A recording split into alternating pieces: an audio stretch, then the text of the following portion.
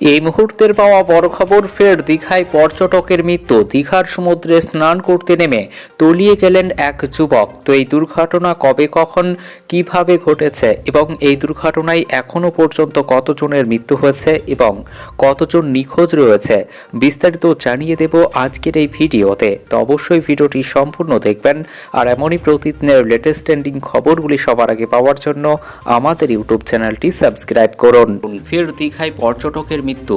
এবারও স্নান করতে নেমে তলিয়ে গেলেন এক যুবক। শনিবার বিকেল থেকে নিখোঁজ ছিলেন সে। রাতভর নিখোঁজ থাকার পর রবিবার সকালে উড়িষ্যার সমুদ্র সৈকতে ওই যুবকের দেহ ভেসে ওঠে।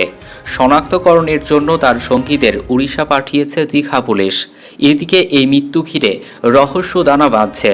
শনিবার, রবিবার এবং সোমবার টানা 3 দিন ছুটি, আর সেই সুযোগে অনেকেই ছুটি কাটাতে হাজির হয়েছেন দীঘা সমুদ্র সৈকতে। বলা যায় পর্যটকের ঢল নেমেছে দীঘায়। এমন পরিস্থিতিতে স্নান করতে নেমে যুবকের তলিয়ে যাওয়ার ঘটনায় চাঞ্চল্য ছড়িয়েছে এলাকায়। স্থানীয় সূত্রে জানা গিয়েছে, নদিয়ার কতুলিয়া থানার এলাকার বাসিন্দা বন্ধুদের সঙ্গে দীঘা বেড়াতে এসেছিলেন। বিকেল 5টা নাগাদ তারা নিউ দীঘার খনিকা ঘাটে স্নান করতে নামেন।